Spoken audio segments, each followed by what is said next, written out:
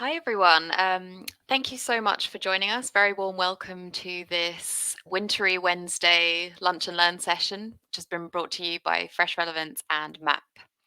Over the next 45 minutes or so, we're going to be covering lots of practical ways to provide your customers with a consistent and tailored experience across multiple channels. We're going to be sharing some consumer trends uncovered from our cross-channel experience research as well. And we've got some nice strategy and real-life examples coming from Mapp. My name's Camilla, and I'm the Senior Content Marketing Manager at Fresh Relavance. I lead our global content strategy, and I spend a lot of my time writing and researching and thinking about all things e-commerce. And I'm joined today by Josh Beale, Principal Account Director, Global Retail and CPG at Mapp. So Josh, if you'd like to introduce yourself to our audience. Thanks, Camilla. Yeah, pleasure to be part of this today. So I'm Josh. I look after our global retail and CPG channel here at Mapp. What does that mean? That means I work with customers day in, day out, making sure they get the best out of our tools here, working really closely with our partners like Fresh Relavance to ensure that personalization is a really strong topic for our customers. Have about 12 years experience working here at Mapp, hand in hand with retailers, and looking forward to sharing some ideas and best practice today. Great. Yeah, it's really great to have you here. Yeah, thanks for joining us. So first of all, a quick bit about who we are. Fresh Relavance is a versatile personalization platform for commerce-driven businesses. The platform gives you the power to maximize customer experience, conversion, and loyalty, and it offers an incredibly wide range of personalization tools and integrates with all the elements of your existing tech stack. It also tests and automates decisions for you so that the right content is always put in front of the right customer. The platform gathers data wherever customers go, and then it brings it all together in one place with your existing data, showing real-time behavior and insight combined with the power to act on it. Product features include cross-channel personalization, dynamic images, product recommendations, popovers, triggered emails, social proof, and the list really does go on. Ultimately, though, we help digital marketers achieve their goal of boosting conversions and loyalty by creating an optimized journey across all channels and devices. And on average, our customers see a 33% revenue uplift from web and email personalization and triggered emails. But it's obviously not all about Fresh Relavance. So this is how we integrate with Mapp. Josh, I think you're going to talk us through this slide. Perfect. Thanks, Camilla. Yeah, so here we see with the Fresh Relavance script, once this gets deployed onto your website, we're able to scrape all of that product catalog and really understand the cadence of your users navigating your website. So all of this activity is then picked up together through the script, and then this integrates in a real-time way into Mapp as a customer data platform, where we're able to execute and send out all of those different communications against your users as well. So core campaigns here, Camilla's already mentioned, some abandoned basket, abandoned browse, back in stock, price drop, custom triggers as well that we're sending on behalf of our retailers. And then we're really leveraging those kind of real-time recommendations as well, whether that be in BAU, kind of business as usual sends, or also triggered newsletters as well. And then obviously some of that personalization suite that you've seen with kind of live content, social content as well, pop-ups as well. These type of things are all integrated between Mapp and Fresh Relavance, allowing our customers like best use of real-time personalization. Lovely stuff. So without further ado, let's dive into mastering the cross-channel customer experience. So did you know that 63% of consumers interact with at least 2 channels before making a purchase online? So more and more consumers are interacting with e-commerce brands on a multi-channel basis. We know that they're switching instinctively between emails, apps, bricks and mortar, social media, websites, and more. And as marketers, sometimes we have a tendency to think about channels separately, but consumers really do expect a single cohesive experience that transcends channels. So that's why it's really becoming increasingly important for businesses to provide customers with this consistent and tailored customer experience that they're looking for. Oh, sorry, my PowerPoint has gone crazy. Okay. Cool. So yeah, I was going to get onto this slide now anyway. This is what we're going to be covering today. We're going to really be talking you through how to provide this consistent and tailored experience for customers. So I'll be covering types of cross-channel dynamic content to include in your marketing. We'll be covering cross-channel cart recovery programs and joining the dots between online and physical stores with geo-targeting. And then Josh is going to talk us through some really great best practices, lots of strategy. There's going to be a little bit about data collection and enrichment and some really good real-life brand examples as well. So lots to look forward to. Hope you have a pen and paper handy. So first up, we have cross-channel dynamic content. So the term cross-channel dynamic content describes content that can be executed on any channel and is unique, relevant, and up to date the instant a customer interacts with your marketing. This content can be based on lots of different data points. So you have like past browse and purchase data or where the customer is located even. Since consumers increasingly interact with brands on a multi-channel basis, it's really important to implement cross-channel dynamic content to deliver that lovely, consistent, and relevant experience that we're looking for as customers switch between all your channels that your business has presence on. So there are obviously a lot of different types of cross-channel dynamic content, but in the interest of time, I'm going to highlight just two specific types. Firstly, cross-channel dynamic coupons. So 1 in 4 consumers get frustrated when a retailer sends them a coupon code, but doesn't show the code anywhere on their website. That's a finding from our recent data pulse. So it's really important if you are going to be making use of coupon codes as a marketing tactic. You should make sure that the codes are following your customers from channel to channel, which will also help increase uptake of these codes and just provide a better customer experience. And then secondly, cross-channel product recommendations. Product recommendations are obviously a really effective way to inspire customers with products that resonate with them, which in turn can increase purchases and foster loyalty. And with data like past browsing behavior and purchases, you can display really highly relevant recommendations for each customer. But since 20% of consumers and 1 in 4 Gen Z consumers get frustrated when a retailer sends them tailored emails, but then shows them the same website as everyone else, you need to make sure that personalized recommendations and the personalized experience you're sending to customers via email, you should also be displaying to them on the website and vice versa. This is a really nice example of cross-channel product recommendations from the Fish Society, who are an online fishmonger. They display recommendations for a returning customer who's recently purchased monkfish on both the homepage and in their marketing emails. So you can see that really nice continuity of recommendations there, which just makes the personalization so much more effective than if the customer was just to receive those personalized product recommendations by email and then click through to the homepage and see completely different recommendations that didn't have any bearing on what they've browsed and purchased in the past. If a customer's left your website without buying the product they were browsing, it's really important to make it easy for them to return to it and complete their purchase. Cart recovery emails are a really well known and effective way to do this. I'm sure you don't need me to tell you that. But the emails that you send should align with your other channels. So, in other words, your customer should be able to easily see their recently carted items across multiple channels. Since 1 in 4 consumers and almost 1 in 3 Gen Z consumers are more likely to shop with a retailer when they can view the contents of their online shopping cart across multiple channels, this is a really important consideration for any e-commerce business.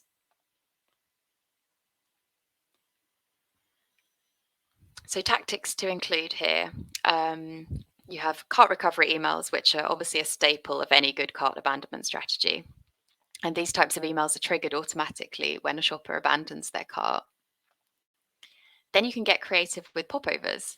So you can implement website popovers that display the recently carted item the next time the customer enters your website. I'll show you an example of this in the next slide. And you can also implement exit intent popovers to give shoppers the option to have their list of carted items sent to them via email and to stop them from leaving your website potentially. Then retargeting ads that show shoppers the item they abandoned are also a really good idea. And finally, it's worth looking into save cart technology that allows shoppers to save their carts across multiple devices. Cottages.com uses a popover to remind their visitors of their last viewed accommodation, and they include an image of the property to help jog the shopper's memory as well and just make it a bit more visual. Customers will really appreciate this gesture because then they don't have to waste time searching for the product that they were looking at before. So finally, on my part, joining the dots between online and offline. An individual's physical location has a really big influence on their interests and needs. And so when they're engaging with your marketing emails or website, you should be bearing this in mind. Using geotargeting, you can join the dots between your online and physical stores and tailor the customer experience to each individual based on where they're located. This in turn will boost conversion rates because it provides customers with the information they need to potentially make a purchase decision.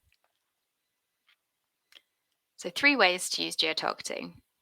Firstly, nearest store. More than 1 in 4 customers are more likely to shop with a retailer that shows them in-store availability at their nearest store for products they are browsing on online channels. Incorporating nearest store information on your website, app, email, and any other online channels that you're active on is a really effective way to drive footfall to your physical locations. And it also just provides a more convenient customer experience. Location-based dynamic content. So dynamic content allows you to automatically generate compelling creative that's unique, relevant, and up to date. And when you combine this with geotargeting, it enables you to tailor your content to each individual based on their location. So for e-commerce businesses, for example, you could match a product's location with the shopper's location and behavior to recommend products in the shopper's most browsed category that are available at their nearest store. And then currency and delivery information. So displaying the relevant currency and delivery information to each shopper based on where they're located. It's a simple idea, but it's really effective. Shoppers will be much more likely to make a purchase if they can see the products priced in their currency and they know exactly what to expect from their local delivery process. And here's an example of this in action. So Cooks and Gold identifies whether visitors to their website are based in the UK or EU, and then displays the relevant customer service phone numbers and links to international delivery, Brexit information, and a free catalogue for EU visitors versus free delivery and click and collect information for UK visitors. So it just ensures that each visitor sees the most practical information for them and just helps create a much more convenient customer experience. You can see that a bit more closely here. Yeah, so the top one is the EU experience with the Brexit information and the free catalogue. And then we've got the free UK delivery and free click and collect in their specific city. I'm going to hand over the reins to Josh now, who's going to talk us through a bit about strategy and some really nice real life examples. So over to you, Scott. Josh. Thanks, Camilla. Perfect. So what are we expecting here? Well, our customers expect a lot from us. They're expecting a flawless shopping experience. And Camilla's already mentioned how we've got to match that kind of email or marketing experience that we're receiving through our communication channels and see how we're doing that right through into our web experience. And that's exactly what our customers are expecting right now. So how do we do this? Well, here at Mapp, we really believe in this kind of concept of a unified customer profile. It's about bringing all of that data against that user. In this case, we could use Jessica as an example here, and you can see on the screen, and bringing all of her details together in one central place allows us to start targeting when we're doing our marketing and outbound comms. We're able to create that consistent profile experience. So that can be through collecting CRM preferences or transactional data against her person record. It will be about getting that feedback from apps or campaign integration, and that could be in-app, it could be mobile web app as well, it could be web push now, even direct mail as an execution channel that is offered through most customer data platforms as well. And then the final piece of this is this kind of next level kind of enrichment and AI that is everyone's talking about so much in the marketplace. It's about where we can go onto the predictive behaviors, customer scoring, adjusted RFM models that are really tailored to the demands and changes of our businesses that are happening always at scale. And it's having this data at your fingertips as a marketer to be able to go and execute those campaigns that we try and do here. So taking some of those theories, how do we put that into action? And what are the types of things that marketers typically want to know? And these are the types of kind of questions that we get asked when we're trying to provide this answer at the marketer's fingertips. So we quite often hear, I want to know when these typical 8 different types of things are happening.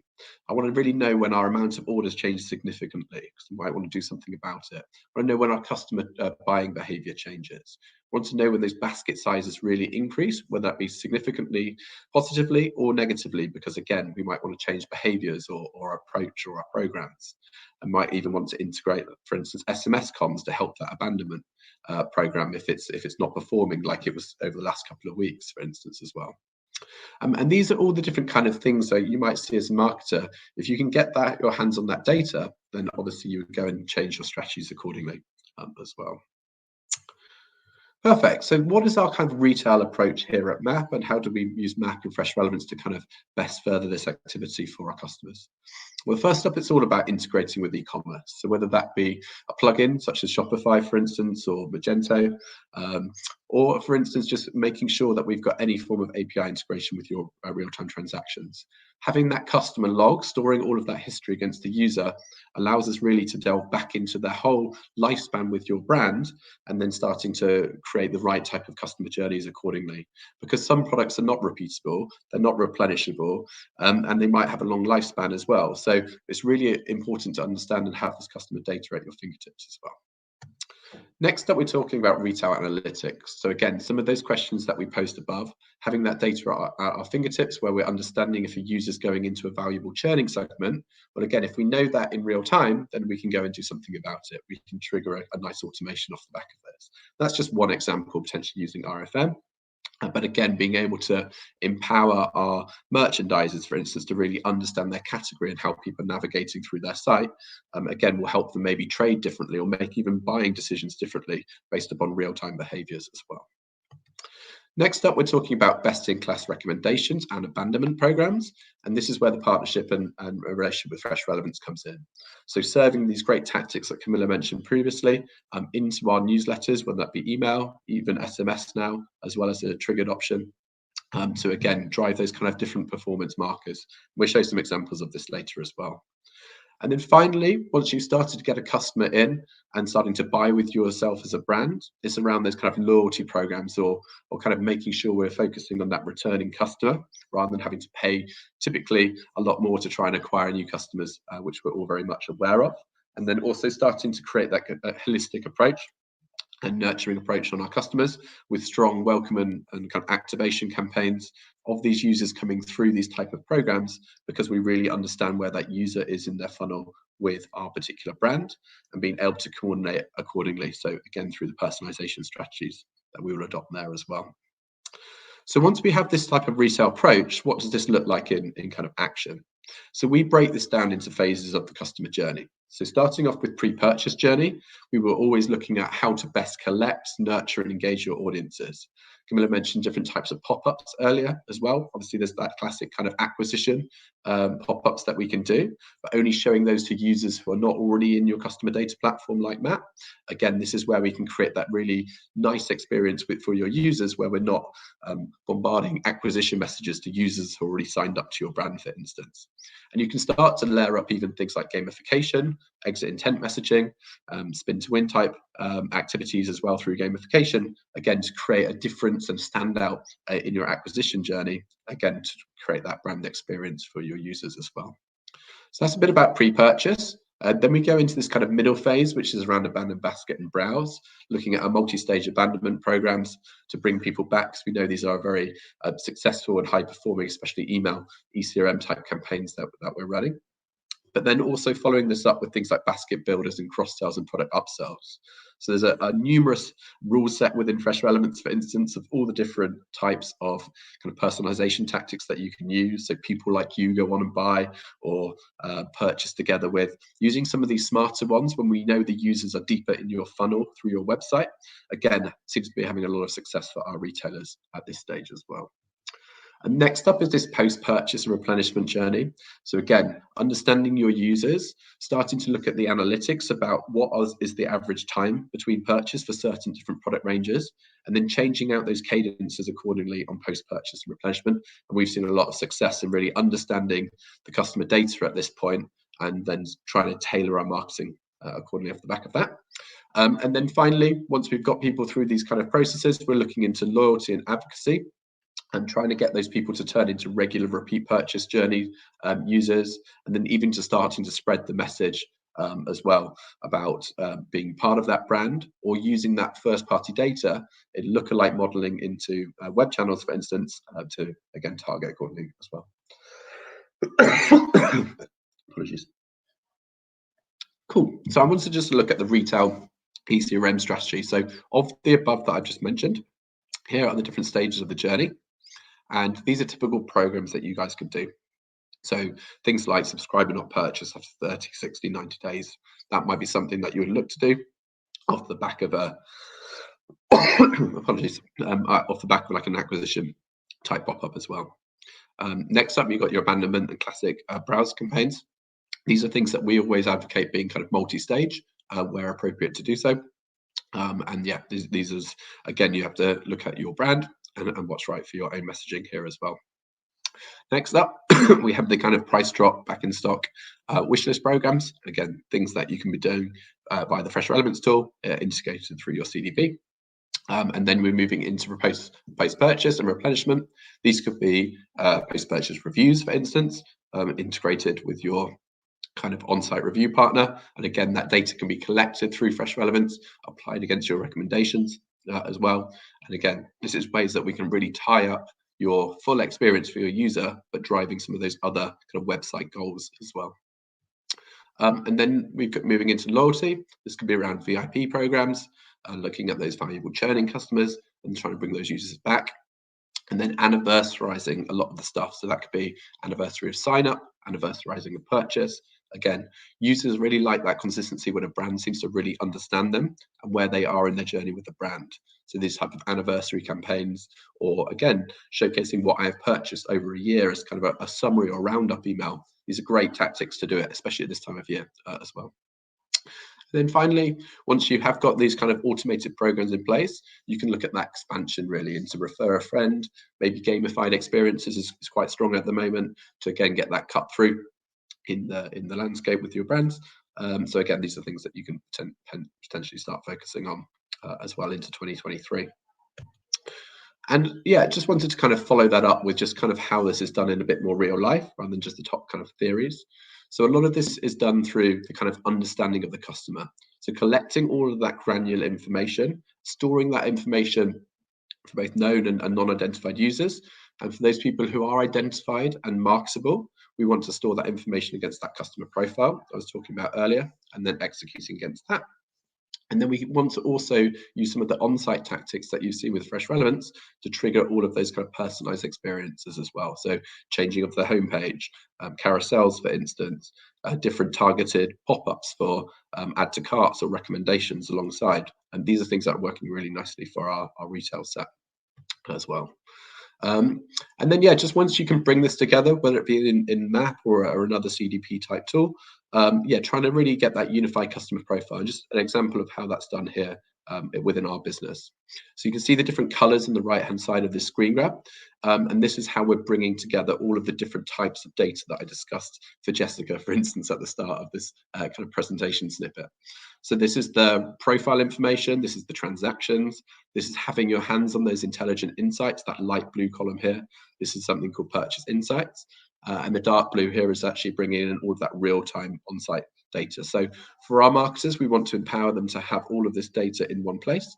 And then you can really use all of these different types of data to bring in the best type of journeys as well, or dynamic content within your email newsletters. And then from our side of things, it's about bringing together that cross-channel orchestration. And that's about tying up your different channels. So whether that be on SMS, mobile push, in-app, direct mail, and we even have a custom webhook, for instance, to power that experience into a third-party technology as well. So this is how we can do things in kind of real time or scheduled or recurring events here. And then of course it's about bringing that type of testing, A/B testing, splits, content testing, all of those great things that we do as marketers. You can bring that to the table once you've got all those kind of channels in alignment. And we here at Mapp have this actual concept of best channel. So we're starting to really understand the feedback of how users are interacting across email or SMS or mobile push, for instance, and then saying which of these type of communications should we send. And this is great. Once you've got great personalized content that's coming from Fresh Relavance, you can then seed that out into all of the different kind of execution channels as well. Cool. So I thought I'd kind of finish here with a handful of like Mapp and Fresh customer tactics that are pretty recent that I thought I would share with you guys as well. So one of the recent ones here is for Pizza Express. This is their kind of abandoned basket, abandoned browse campaign when you are ordering online on order.pizzaexpress.com. What's really nice about this one, as Camilla mentioned before about geo-targeting, this is personalized to the customer's nearest restaurant. So this will pull through your nearest restaurant based upon your details, but it goes a little bit further than that. It only shows certain products that are in stock and available at that restaurant at the time of abandonment. And also there are a lot of rulings here around when to show and not show certain products within the range, obviously excluding things like lunch products when it's after 3:30, for instance, on a certain day. Apologies. Yeah, other things in here, we have all items are stock checked per those restaurants. And then we've also built a Rex block, which is soon to go live, again, to give some extra variety to those users. And the recommendations are based upon your kind of eating preferences. So whether that be vegan or vegetarian, these are things that we will swap out based upon what we know about the customer and what they've been browsing previously to make sure, again, we have the most tailored recommendations for this brand as well. Next up, again, we just talked about recommendations just at the end of the Pizza Express example. Here's an example for Lloyd's Pharmacy, where again, they're using that real-time trending data here as well, that social proof and social validity. They're using that in their email campaigns. You can see this is a very fragrance-heavy block as well. So we've got these nice kind of social proofs. And then we're using these rules based upon categories and some of the AI logic and Fresh to, again, make sure they're the best performing recs that they can be within this particular campaign. But it's not just all about email as well. This is looking at web and tailoring those experiences once you move through. So you can see an example here for Entertainer, where we're pulling through all of their kind of on-site carousels with some really nice dynamic elements in here around the carousels, and the little logos with the different kind of percentages off, and creating all these different filtered trends based upon their purchasing categories. So as you go through your experience with the toy shop, I really implore you to have a little look at it. It's quite a good one for this Christmas time of year. Go through their website and see from the homepage how it's quite bestsellers and open and trending. But as soon as you go into one product category, the recommendations really do filter into your views and what you are looking at. And they have a really nice add to cart function as well.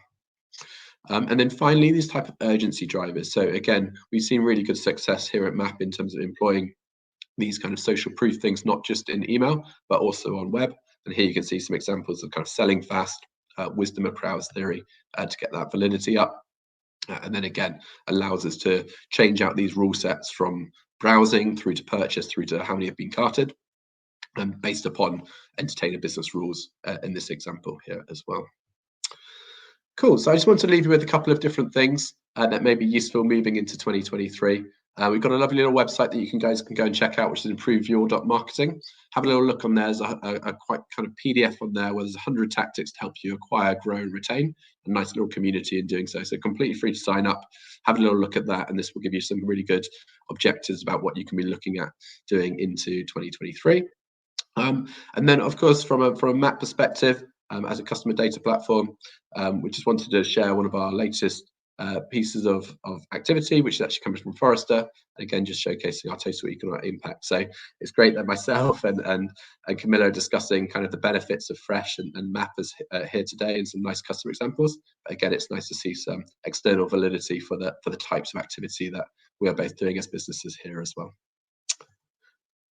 Perfect. And again, just I know a lot of retailers keep asking and consumers here on the webinar. So again, just a simulation of a few of the brands that we're working with here between Mapp and Fresh. And again, some nice, hopefully well-known names. So you can check out their websites, you can check out their email activity as well for sure, and see how these guys are performing. And again, yeah, these are some nice brands that we're lucky enough to both work on their strategies for as well. Camilla, I'll throw this one back to you here. Yeah, thanks, Josh. That was really, really insightful. I love all of those examples that you shared. I think it's so useful to see those tactics in action, and like hopefully it's just provided everyone here today with some inspiration for their 2023 campaigns. Um, so we do have an ebook as well on how to master the cross-channel customer experience, which covers lots of these tactics that we've talked about, includes some different examples as well. There's a chapter from Mapp as well on optimizing the cross-channel retargeting experience, and from some other partners as well. So please do check that out. Could be some good holiday reading potentially. um, so I think we're going to move on to the Q&A now, actually.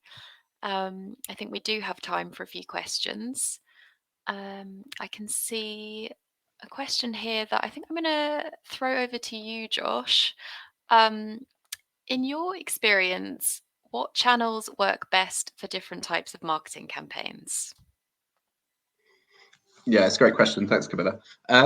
So I think you really do have to look at like the outcome and what you're trying to achieve through the different types of comms. So where you're looking at kind of service messaging, for instance, things that are kind of very timely, you might even move to like a kind of SMS type channel or a mobile type channel activity we've seen. So click and collect messaging, kind of core kind of call to action activity. SMS and kind of mobile is a really nice place for that. Then you've got your kind of email activity that could be pretty much related to some more of the marketing and kind of more mass market kind of brand activity that you're seeing. But there is definitely still a place and time for even traditional campaigns such as DM and direct mail, but doing it in a very smart way.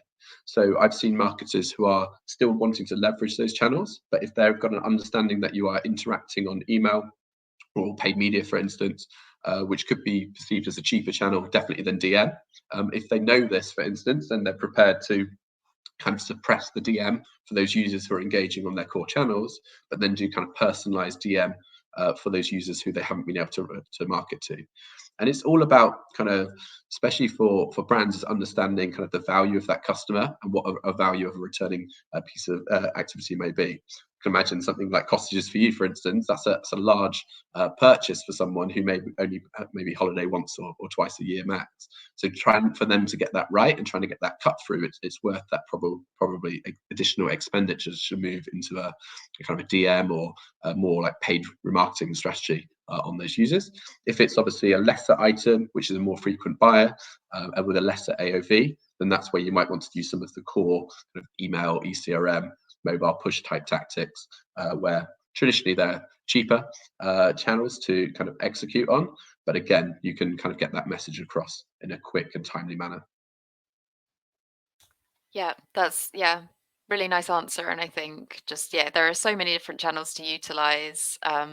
Budgets are obviously potentially going to be a bit squeezed as well next year. So I think that's a really good advice to just take that kind of approach and make sure that, you know, for tactics like direct mail, you are hitting those customers who are potentially really high value. Yeah, thank you for that. I think I'm going to steal this question actually that I've seen. When it comes to creating different cross-channel experiences for different customer segments, where is a good place to start? Um, so I think a really basic starting place could be splitting out the experience for existing customers and new shoppers. So this is obviously a classic segmentation. If you're not really doing segmentation, I think this is a good place to start.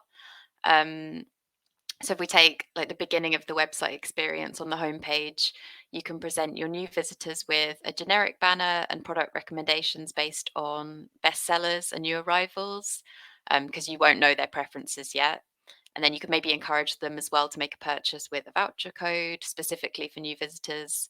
You could do a data capture popover, like Josh mentioned this in the pre-purchase journey section. Um, but then if you have another experience set up for returning customers, you can switch off that data capture popover, so you're not potentially annoying them. You could present them with a personalized banner. to welcome them back to your site, acknowledge your relationship with them. And then you could do like really personalized product recommendations based on things that they've bought. And then maybe a voucher code thanking them for being a loyal customer. So that's just like a nice way to use the same tactics, but in a different way for each of those basic segments. And I think we have time for one more question. I think this is a really nice one to end it. And also, just to say, if we haven't got around to your question, we will try to get back to you after the webinar. So don't worry, we will reply to you. But here we go. So I'm going to ask this to you first, Josh. Looking ahead to 2023, what do you think will be the most important things for marketers to focus on to drive revenue in a tougher economic climate? So very much something that's all on our minds. Yeah, thanks, Camilla. Yeah, so I think one of the biggest things for next year is really gearing up to the dropping of the third-party cookie by Google in 2024. So here at Mapp, we really are about collecting and activating that first-party data. So I think as marketers, I'd really implore you to kind of look at your first-party data in earnest. Look, are you capturing enough of it? Have you got enough kind of coverage across your brands? And then what I've seen really good success through Q4 with some of our retailers is actually starting to leverage that first party data a lot more in their social channels, for instance, but also into the paid media strategies, and doing this in a kind of real time way. So I think there are lots that can be um, harnessed and gained from your first party data, especially with all of that legacy information that we have against your customer. So by that, I mean, we have, for instance, your transaction history for the last 3 years. So that's much more data than would typically be in a cookie, for instance, that you may not even have in 2024 right anymore. So this type of knowledge against your customers is very, very valuable. So it's about splitting down your kind of first party data into these core audience sets. And then leveraging that into your different executions. Obviously, you've got your own channels, like your email, your mobile push, these type of things where you can do great campaigns. But let's not forget about trying to push this data into social media, for instance, or even kind of Google Ads and our PPC and our retargeting, because yeah, we can either go and use their own audience extensions to buy these users at potentially a much cheaper CPM than you can go directly to a Facebook or directly to a Google and then use their audience extensions to try and find, I don't know, 30 to 55-year-olds, males or females, who explicit this type of activity right for your potentially brands. So it's best to potentially use your first party data, who we know have you already bought from your brand or maybe high performing for your brand, use that information, push that across, and then look alike off the back of those type of models. And I can see that being a really key kind of trend for 2024 or 2023, looking ahead to the dropping of the cookie in 2024, because you'll be ingrained in this type of behavior. And then the shock for when the cookie gets dropped and those targeting audiences aren't there anymore will probably be lesser for you as a brand. So yeah, something to focus on, but it all starts with, are you collecting data in the first place correctly? Are you getting the right type of information against your customer, and then using that in the right channels as well? Yeah, absolutely. I mean, the cookie apocalypse is coming, and I think 2023, you're right, it's a good opportunity for people to get themselves sorted, because it's obviously the first party data approach is going to be much more sustainable. So can't waste any time now. um, yeah, and I actually, because we have a recent ebook that just came out on prediction, so I've kind of got this topic on my mind. So I thought, yeah, maybe I could mention an interesting topic that Fresh Relevance highlighted as a prediction, and that's moving on from kind of manual A/B testing, because with the tougher economic climate, there's obviously an increased pressure on marketers. You know, there's like squeezed budgets, maybe smaller teams and workloads might be increasing. So, that being said, the customer experience still has to be optimized and it still has to be evolving and ongoing. So, you can't stop testing, but you might not have so much time for manual A B testing. And that's where we think that automatic optimization is really something that we're going to start seeing more of. So, kind of an AI approach, which potentially is going to make manual A/B testing obsolete. Um, and it just helps you constantly optimize your experience using that AI automatically without having to do the manual work. Um, yeah, and I think that's all we have time for. So I just wanted to say a really big thank you to Josh for joining us. yeah, it's been great having you on. We always love working with Mapp. And yeah, hopefully we'll collaborate again soon on a webinar. And thank you very much as well to our audience for joining us. Yeah, thanks, Camilla. Really appreciate it. Thanks.